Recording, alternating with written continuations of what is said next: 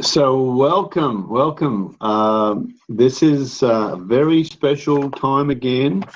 We're here at this one being your next week just started, week 8, and the 8th pillar. And I'm excited because if you're still on this call, man, you're really rocking. And if you haven't caught up with everything, that's okay too. But the main thing is you're on. Every step you take is the first step for the 4,000-mile journey. Well, last week we did quite a bit, and I've got a bit of a list here just to recap on some of the things we talked about. The 5 years to be debt-free. That was quite a big section. And Automatic Millionaire and the 3 secrets, good debt, bad debt, and how to deal with it. And I also talked a little bit about some of the issues in relation to appreciating assets and how we get tax deductibility on the borrowing, and how bad debt is very bad, and the difference is almost double the interest rate from good debt to bad debt. And the one I spent a bit of time with that debt-free in 5 years was that special arrangement of picking your calculation out and working on freeing up cash flow, because cash flow is air and blood supply. It's everything. So if you haven't really got onto that, well, that's probably something worth checking into. And having great relationships with the bank and doing all that, and making an appointment with yourself to get this sorted out. Make it a really important appointment to get your time management, and also talk about Ignite Your Success. And this week, we're going to be talking about building your financial fortress, becoming a true investor, and the power of investing, and your assets and refinancing and tax minimization legally, and loan facility. So there's some of the things I'm going to be covering. So I'm excited about this, and just checking in with you that you should look at your goal card today. Remember the goal card. Now you'll know this is also on your phone, both iPhones and Androids. So if you want to do it in the hard copy, you can. But if you want to do it on your iPhone or your phone, do it that way, whatever's easy for you. However, taking a look at your goal card and focusing on what you want is so important. And I just say to you, your future is always determined by, I'm sorry about this, I'm just getting my sound right up. Cool. Your future is always determined by your focus. So focusing on what you want is very important. And the only way the universe knows what you want is your goal card, because your predominant thought is what's actually delivered. So let's talk about financial fortress.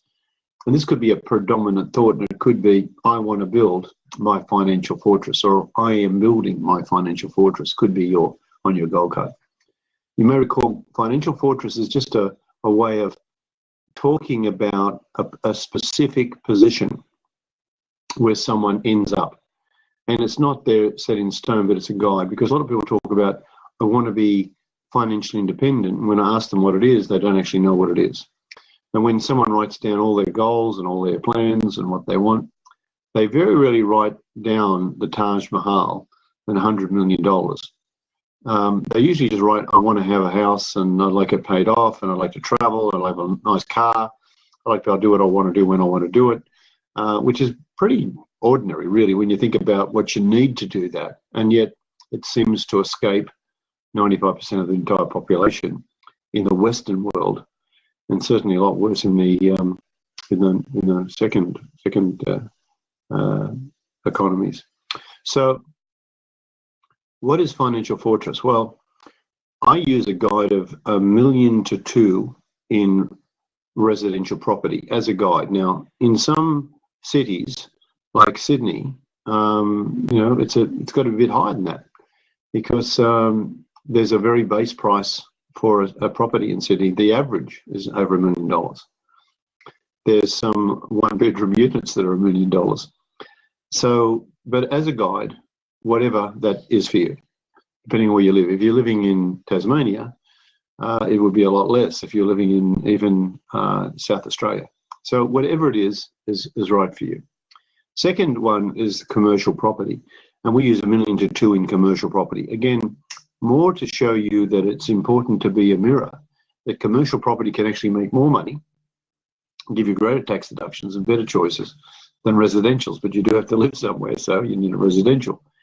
And then the third area is to do the same thing, $1 million to 2 in your super fund, mainly because of the protection and tax aspects of that, because the tax rate on a super fund on capital gains is 10% and on trading is 15%. So it's like Hong Kong here in Australia. And a lot of people don't realise the power of that in terms of saving. So if you can have a situation where you build wealth in a self-managed super fund and pay that kind of tax rate, then that's extraordinary. Next week, I'm going to show you how you pay no tax at all in your super fund. Very simple. It's legal, possible, very simple process, and everyone is entitled if they know how. So I'll be talking about that next week, and next on our ninth pillar. So the other aspect, $1 million to 2 in residential, $1 million to 2 in commercial, $1 million to 2 in your super fund, is 200,000-300,000 income. Again, just as a guide, and it could be more or less, but I want you to think about if you didn't owe anything and you had everything paid, 200,000-300,000 in income, that's a fair bit of money. And that's really food, accommodation, there's no accommodation costs, that you own it. You own your car, you got some petrol, you got a telephone bill, you got some clothes, and your probably biggest expense would be travel. So, and you may want to give some money away. 200,000-300,000, probably get by. Now, why I'm saying this to you is not to try and cut you down from what it is, it's just to give you a base number so you can work with it. But for most people, $3 to $6 million in assets, 200,000 to 300,000 in income, that in today's dollar terms is excellent, and we index that as we go through with inflation. So on the rule of 72, it's about 20 years for that to double at 3%. So it's going to take a long time, even with inflation, to make that work greater than that. So you'd have 6 to 12 million in 20 odd years time. So that's the plan. Now, what we see is this to be not a get rich quick scheme, but to get wealthy slowly and keep it plan. And it's just a vision of what you're doing and how you build it, and make sure you enjoy the journey on the way. It's not about, oh, I've got to do this overnight, or I've got to do it in the next few years or something. This is all achievable, in a relatively short time. My book, $1 to $1 million in 7 years or less, is $1 to $1 million. We don't stop at $1 million. We increase that $1 million to 2, and then 3 and 4 and 5, and so it goes on. But I will say this, that the rate of growth in the money and the risk equations that you take, as you build your wealth, you take less risk. So people always say to me, when you started with the dollar, Roy, and you went to 20,000% return to $20,000, the next year you just doubled it. It's only 100%. And you took that 20,000 to 40,000, and that 40 to 80,000, the 80 to 160, and so it goes on. Why didn't you increase at the same rate? And the reason is just basically risk. Risk for reward. If you gave me $1 and you said, Roy, I want you to turn this into $20,000, how much risk would you allow me to have with your $1? You give me all the opportunity I want.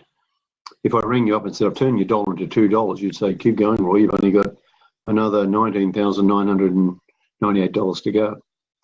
But one day I ring you up and I say, your dollar's now $20,000. You'd say, stay where you are, I'm on my way over to collect the money.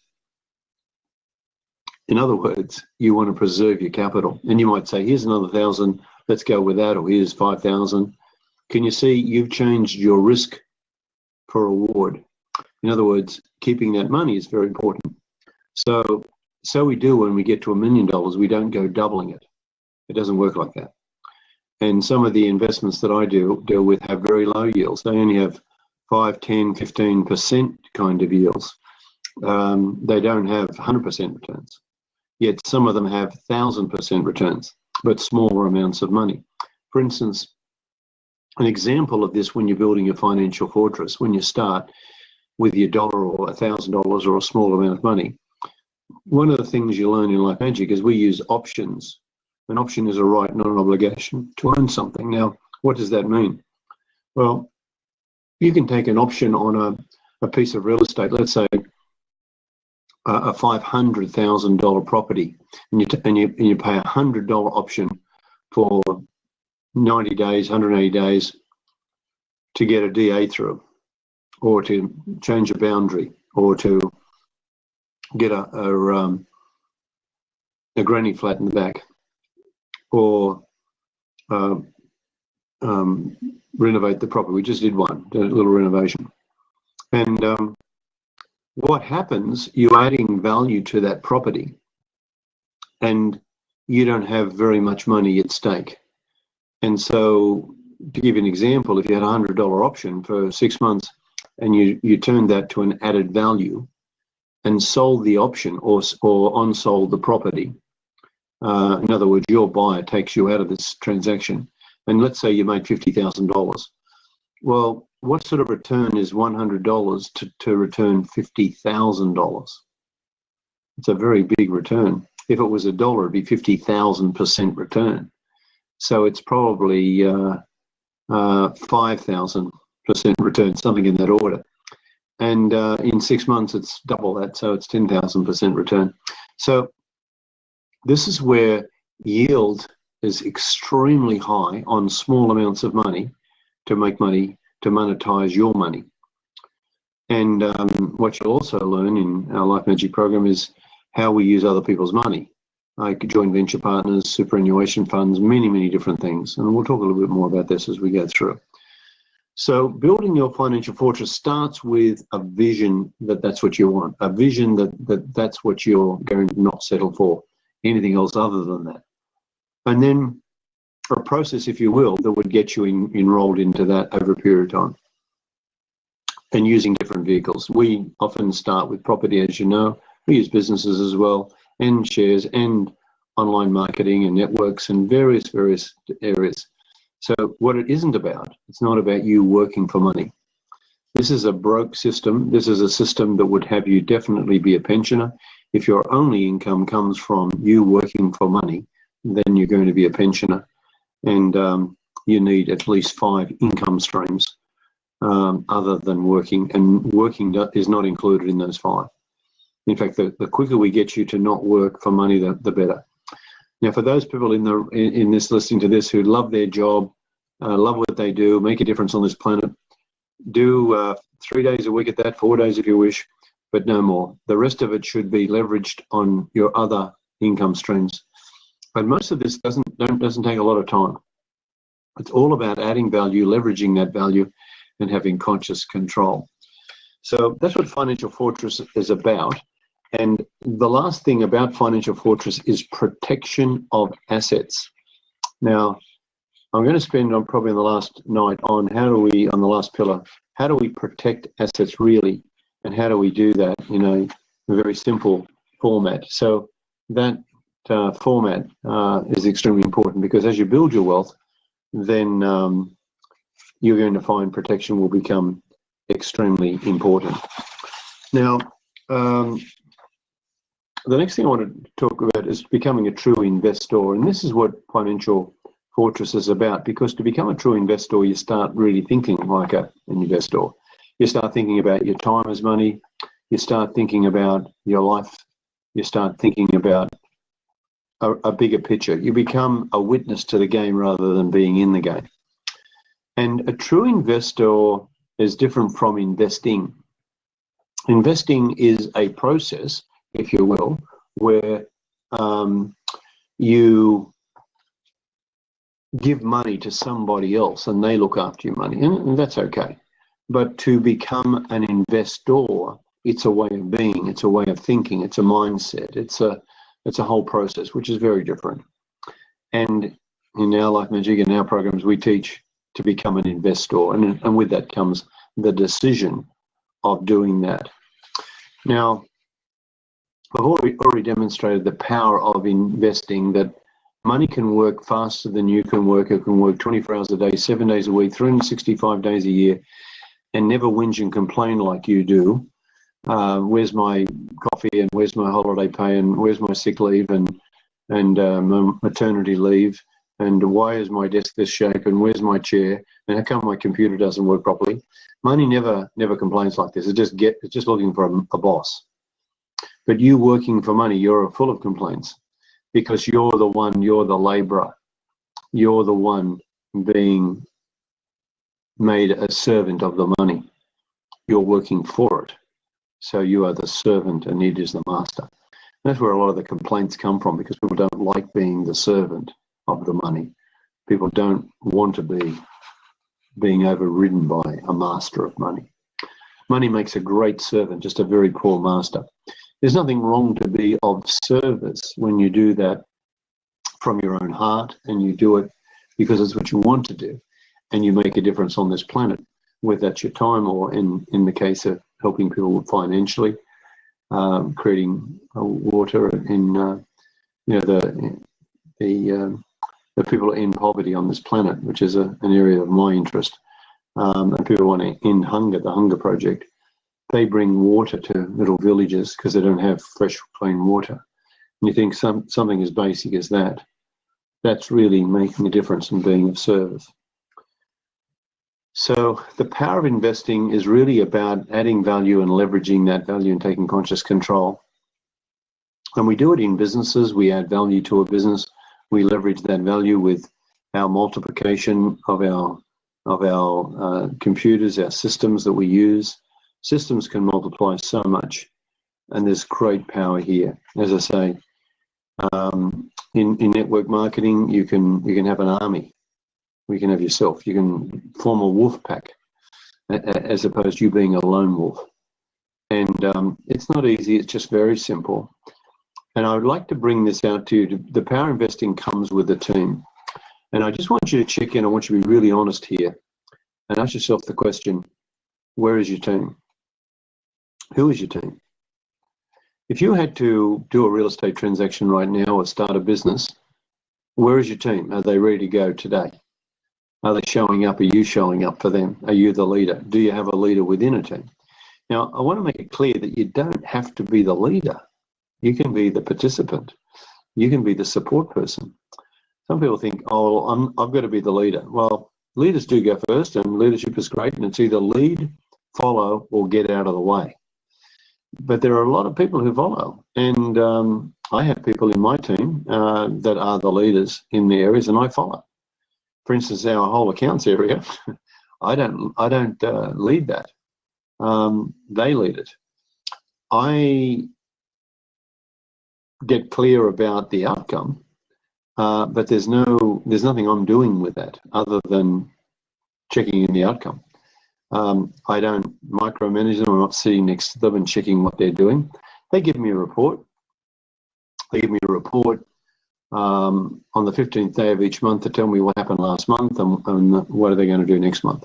And they're in charge of their own decisions about what are they going to do and where are their priorities. Now, I have a right to look at that, but I'm certainly following a lot of their advice and mostly getting out of the way, because the more I'm in the way, the worse that happens. Because as much as I need to know my numbers, and the numbers are very important, what I can't do is get in the way of it. And I listen very carefully. In the end, I have to make decisions, of course, and there's a responsibility that I have in relation to tax returns and accountability and make sure we're profitable, etc. But really, when you look at accounting is historical of what happened and some planning about our future. But it is what it is. So my job in leadership is really around the sales, the marketing, and operational areas, which even then I don't lead all the things. I have leaders that do that for me, and particularly in companies that I'm not even involved in. So when you think about your leadership, there'll be parts where you will be the leader, and there's parts when you're not the leader, and you'll get out of the way for them. I want to move forward if I can, and I'm grateful for the people on the call here tonight. There's a lot of questions coming up and different people asking things. Your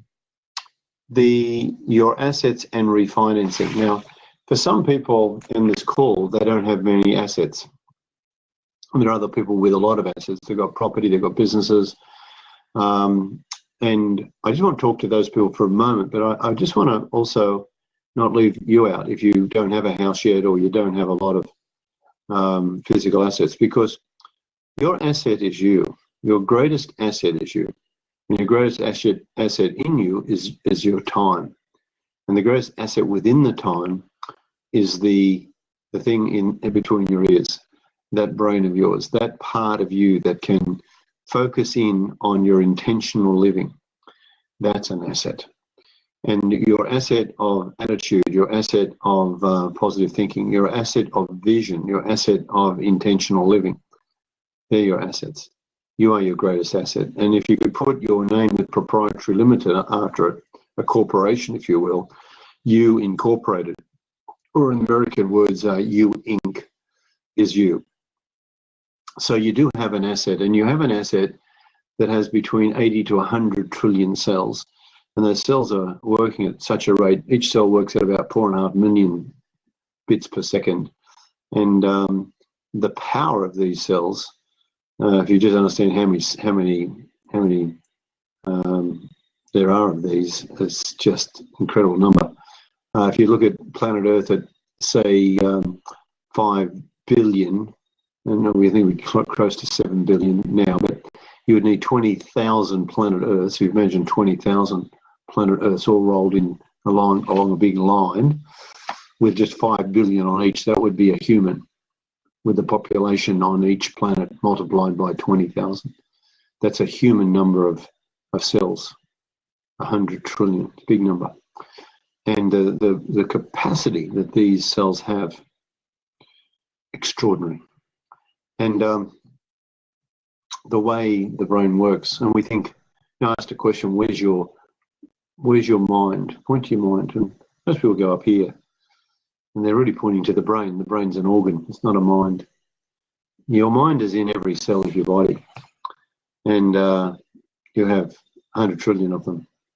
And in fact, they've now discovered that your mind actually, or the processes that are going on, are not actually inside your mind, your body. They're like the cloud. They're actually in the field. The field that's outside of you. The brain is an organ, and the mind is a processing set of processes.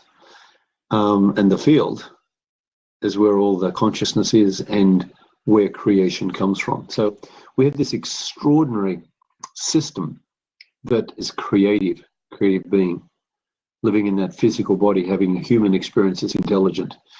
And your humanness gives you all the fears, and it's what gives you doubt, worry, and concerns. So to be the power of a true investor is to actually be able to understand that, and the power of your assets is to understand where the real assets are.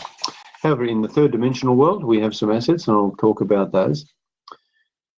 One of the things that I do, most people think that you can only do one of two things. You can save up and buy an asset, and that's an asset, or you can sell an asset, turn it into cash, and that can be your money, and that money you can deal with. Well, there are a lot of others, but most people only know those two. Either keep the build. Let's talk about real estate. Either keep the real estate or sell it. Well, there's a very simple third way, and that's neither sell it nor keep it, and yet it is keep it and sell it. It is called refinancing. What does refinancing mean? Well, just imagine you have a $500,000 property and has a $100,000 mortgage, just to pick a number. Now, let's say you decided to refinance and take an 80% loan, which is a $400,000 mortgage. So if you want to write these numbers down, you started with 500,000. You had a 100,000 mortgage. You took a new loan out, 400,000. You paid out the 100,000, so you have an extra 300,000. You still owe the 100, but you've got an extra 300,000 if you wish. And a redraw facility is a way of drawing up on this money from your 100 that you've already owing. You can redraw an extra 20, 50, 100, 200, 300, an extra 300,000. Now, why would you want to do that? Well, to have liquid money, to have money, cash is king, to have money to be able to trade, buy things, and particularly when you've learned the skill of buying low, selling high, which is what we teach in our Life Magic program, then you're already profitable before you even enter the transaction. What I show people to become a true investor is to be able to buy below the market. Now, 20% of our market is below the market, 20% sells above the market, and 60% sells at the market. That's why it's called the market. So a $500,000 property may get sold for up to $600,000 with two buyers wanting to buy it, outbidding each other. And these people pay over the market. And about 20% of sales do that, from 510, 520, 550 up to 600, even more. 60% of the market will buy it at market around the 500,000 mark. However, there's another 20% that buy below the market, and that could be anything from 480, 460, 440, right down to 400,000. When someone needs to sell, someone needs to get rid of a property, there's a divorce, there's a mortgage in possession, there's a company that needs the cash. A person just doesn't even understand what something's worth. How often does that happen? And that's true not only of real estate, it's true in every market. So we teach people how to find properties below the market, buy those or control those properties using options and other forms of contracts, and then flip them back and sell them at market or above market by adding some value and leveraging that value. And that, my friends, is the way we create income. Now, we also show people how to do this without paying stamp duty on the transaction, and very minimal legal costs and no mortgage costs. So a lot of savings. So there are some of the ways that you can add value and why refinancing is important and why that kind of capital can be valuable. Another area that people do in refinancing is use their money. They borrow it at 5% or whatever percent they borrow, and they buy it low and sell it high. In our Pradium programs, we do property transactions where we joint venture with people and we pay 10% interest on the transaction and 20% of the profit or loss, usually a profit, on the transaction. So I touch wood on that. It's been a profit every time, but past performance is no guarantee on future. However, if you just take 10% interest on your money, if you're borrowing at 5% and making 10, you're making an extra 5% of your money. So just that as a simple exercise without going outside your door, you're doubling your return on money. So there's many examples of this. So redraw facilities, money is king, cash is king, to be able to utilize money. Now, I'm not saying go out tomorrow and start borrowing money. Go out tomorrow and learn how to deal with money. Doing this program that you're doing right now, learning how to invest is very wise. Come to our Life Magic program, learn about property, learn about business, learn about how to be an equity participant, learn how to start a business with very small amounts of money, how to invest into businesses, how to invest, how to trade shares, how to do, like, there's so many options, all of which are different from you working for money. So that's why redraws are important. And as a basic philosophy, it's something that I do, that is, I've always got millions of dollars available to me. What I do is I pay down my mortgages with my success, but I create a redraw facility. So if I see an opportunity, I can just borrow money and do that transaction. And hear me, banks do not lend on assets, they lend on income. So they're looking for people who can create income with money. Banks are very good at it themselves. And banks like to see people who start small and slowly build this up. So we're not trying to do this overnight. We might start off with even a $10,000, $20,000 aspect of a redraw. You only pay for the interest you want.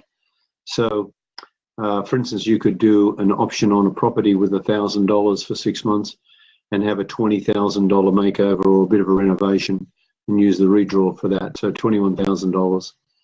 And then pass that property back onto the market and make that difference, that $25,000, $50,000, $100,000, depends on how good the renovation is, and particularly how well you bought the property to start with. And there's one of our principles, that all profit is in the purchase. How well you buy that, using RP data, using our skills, using the ways of being able to buy. It's very important. And some people, when they hear this, think, gee, how can you do this? Well, it's amazing how people don't understand trading, because the whole world is traded. In fact, you're traded. If you work for someone, you're being traded right now. What that means is they buy you low and sell you high. They pay, I don't know, $25 an hour or $50 an hour or whatever, and they sell you for double to 3 times that. So if you're a $25 an hour person, you usually be charged out at about $75 an hour. So it costs about another $25 an hour to look after you. That's all the internal costs, counting your holiday pay, sick leave, superannuation, administrational costs and other costs, desk and phone and electricity, etc. And then they try and make another $25 an hour on you because they're not running a charity. And it is funny how people look at this and think, I'm being charged out at 75 and they're only paying me 25. I should be paid 75. Well, you're not taking the risk they're taking. You're not setting all this up. You're not managing you. You're not leading you. You're being managed. You're being traded. And that's what you need to really get. So if you look at all things on the shelf at the supermarket, are bought low and sold high, with overheads in the middle. So the whole world is a trading world, and the whole world has a wholesale side and if you like, a discounted side, and has a retail side. And whether that's a set of baked beans on the shelf, there's a wholesale supplier and there's a retailer. And there's some people in the middle, like Aldi's, which are in the middle, not quite as expensive as the others. But the true wholesaler is the factory that makes those baked beans. And the same is true about a motor vehicle, the same is true about property. It's just that when we deal in property, we're dealing with a lot more margin as amount of money than a tin of baked beans. The baked beans could have a 30% margin and could be sold for $2 or something, and therefore it's 70-cent profit for each baked bean tin that's been sold, something in that order. And that's great if you sold millions of them, which they do. And millions of 70 cents is, $7 million, and that can be done in a day. However, when we deal with a single real estate transaction where we've got a 10%, 15, 20% profit, a $50,000 to $100,000 margin on a $500,000 property, one sale is equivalent to a year's work for somebody, that margin. So there's a big difference in what you choose to be involved in. And right now on our 8th pillar, we are talking about becoming a true investor and understanding those numbers. And remember that money doesn't come to chaos. If you can't look after your strategic spending, you can't look after your credit card, in fact, you're scared about that, you're having trouble with those things, then we need to get that handled first. And then, like Magic, we do that. We start with very basic things, getting that handled like we are here, and getting it done. And once you get empowered with that, everything else starts to work.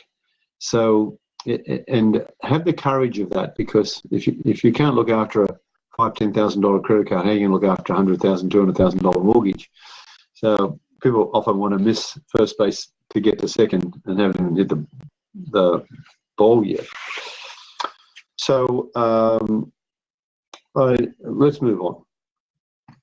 Let's talk about tax. I want you just to think about your tax return and have a look at what's going on with your tax return and how many deductions you claimed last year.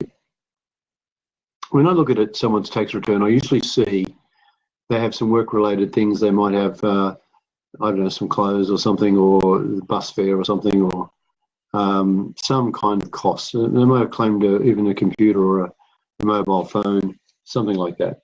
So these are things that they've claimed. And if you look at the categories of what they've claimed, I normally see something in the order of maybe 4, 5, 6 different categories, work-related things.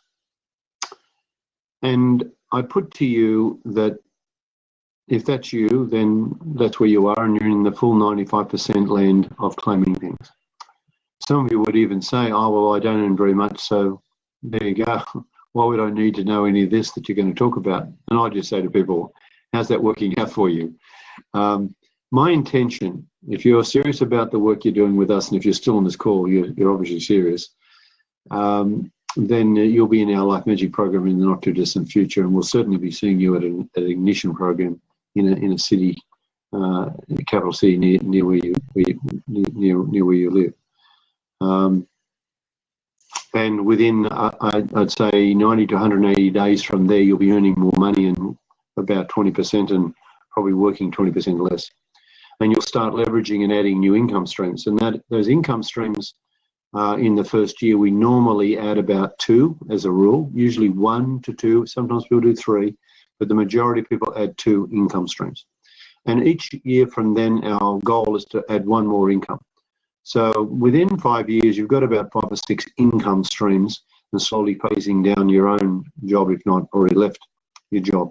Because once we get past 5 incomes and they're substantial, usually you don't have to work anymore.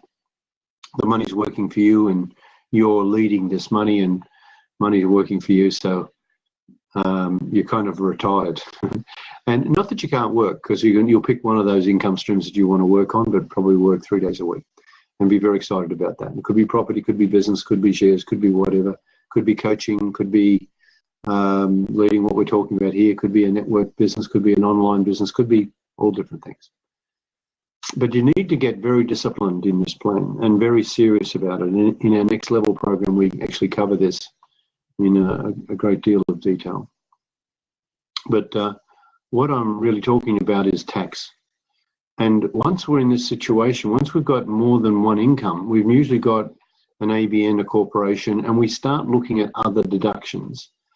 You don't need to have a company to get the deductions, and you don't necessarily need to have even an ABN, but they are quicker and they are better to do.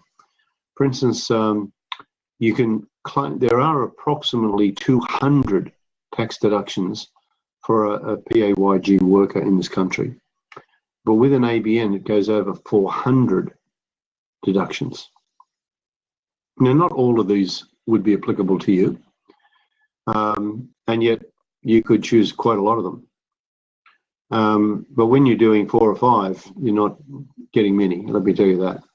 And I often ask in my program, who's got a good accountant? I usually get 1 or 2 hands up. Not many people put up their hand because they're using ITP or some friend, or they do it themselves or whatever, or they don't really feel that they're claiming all the deductions that they're legally entitled to claim. And I usually use a couple of examples, and these are getting a bit old now, but I always say, do you have a mobile phone? And people, yeah.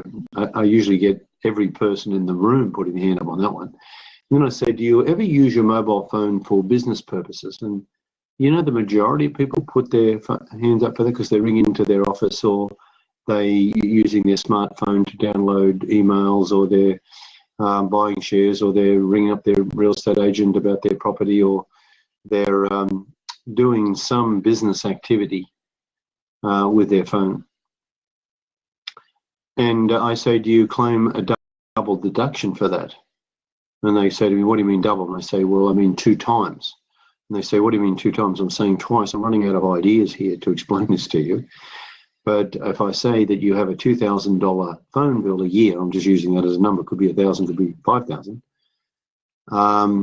And do you claim if it's 2,000, would you claim 4? And they go, no, I've never done that. No. And then I give them a shock, and I say, you know, for the last, for 7 years, you could claim that.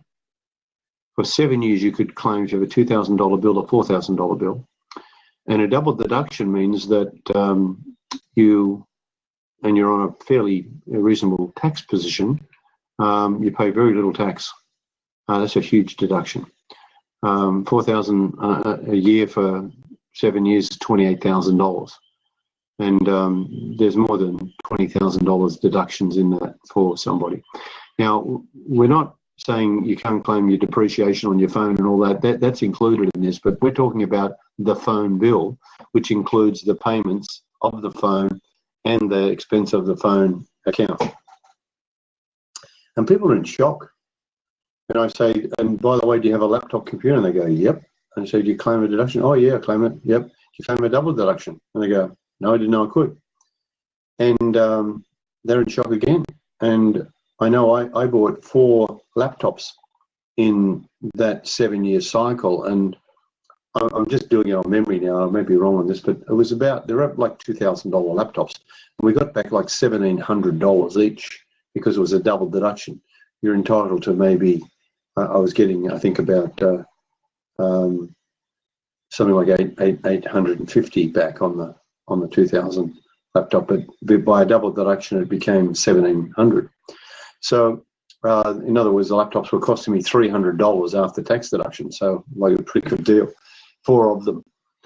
Now, I used to explain this during the course of my program, and I used to get phone calls from accountants who, because the people would ring up the accountant and say, "What you had one of my people down there last night. Tell them about the double. You can't do that. It's illegal." And I used to be on the phone. You can't. Okay, you don't know how to. You can't. I say, you mean you don't know how to do it? And they say, you can't. I say, well, you obviously don't know how to do it. And they say, well, tell me. And then I explain the section of the act, and they go, oh yeah, you could do it that way too. Yeah, you could. Yeah. I say, why did you explain it to Bill or Barbara or something? And they say, oh, well, she never asked me. And I go, so when you go to the doctor, you've got to know what's wrong with you so you can ask for the prescription. Is that the case? So obviously, these people didn't know how to claim those deductions. And that was always annoying. Now, that ended a few years back now, probably 3 years ago. But they gave us 5 new deductions to replace them. But I use it as an example because it's annoying. And sometimes only through annoyance, sometimes through frustration, do I get some action. And I always use another one too, just a little silly one, but working back past 6 o'clock, an extra hour. Has anyone ever done that? And usually get a lot of hands up. And anyone done this like for 4 years, 4 times a week or more? And anyone ever done that like for 10 years? And I get people, employed people as well as people owning their businesses. And you don't have to have a business to get this deduction, but it's applicable for a lot of people, and it's worth about $30 a time. So it's worth someone 4 times a week. It's worth about $3,000 for a year. That's a substantial deduction, and if you did it for 10 years, it's $30,000 you didn't deduct. So very simple piece of paper to fill in legally. Now, I say all this in a general sense. I have no idea what you do or who you're listening to this, apart from the ones on the screen here. But I don't know you very well, so I'm not here to give you financial advice or tax advice. I'm not an accountant. I'm not here to give you super advice. I'm here just to explain that these deductions have been available, and they may have been applicable, they may not have. What's annoying for most people is they didn't even know they could have claimed it.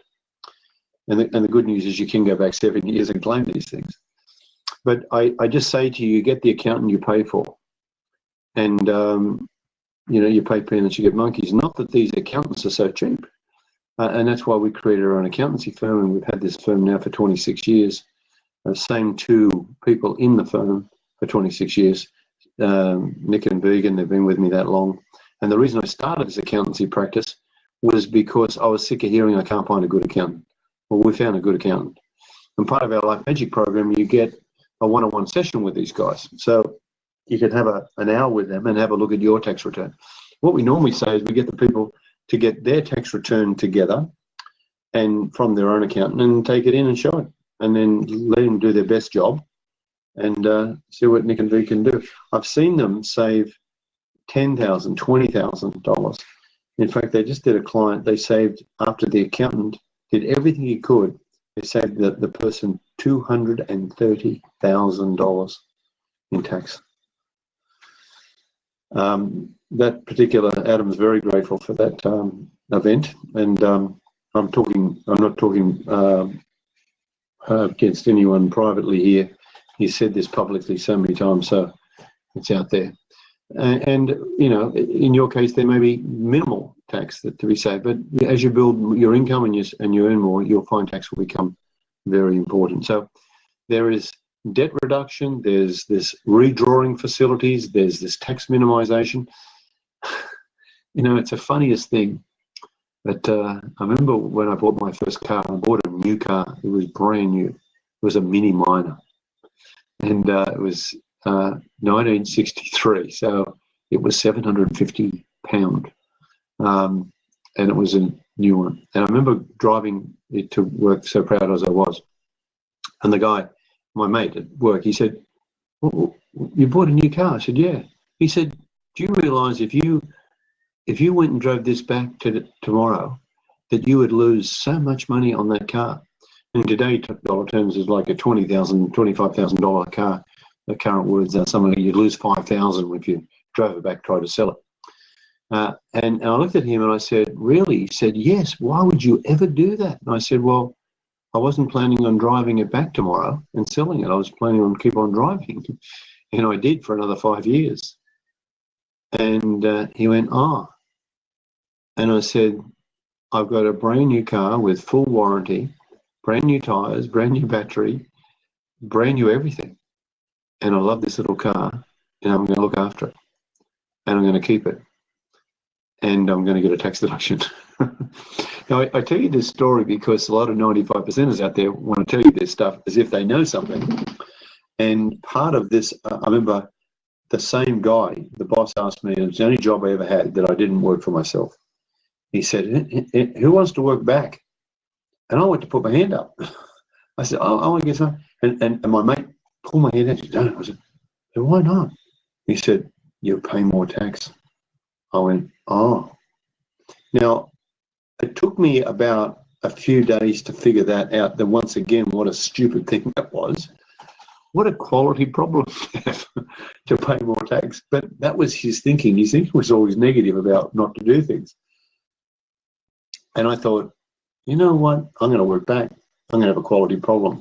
And I earned more money, and I found out how to minimize my tax as well.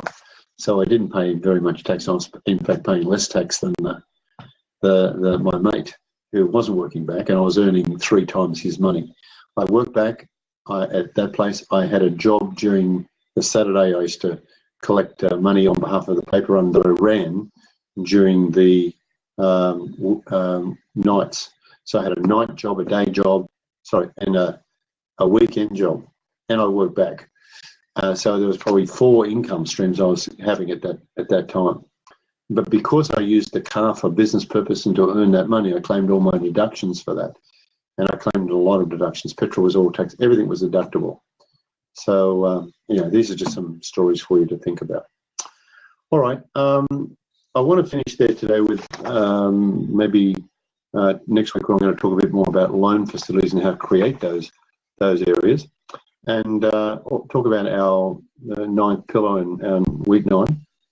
And I'm going to share with you the 4 treasure troves and how do we use those. And I'm going to share you some secrets about building your wealth and doing it in a very smart and effective manner.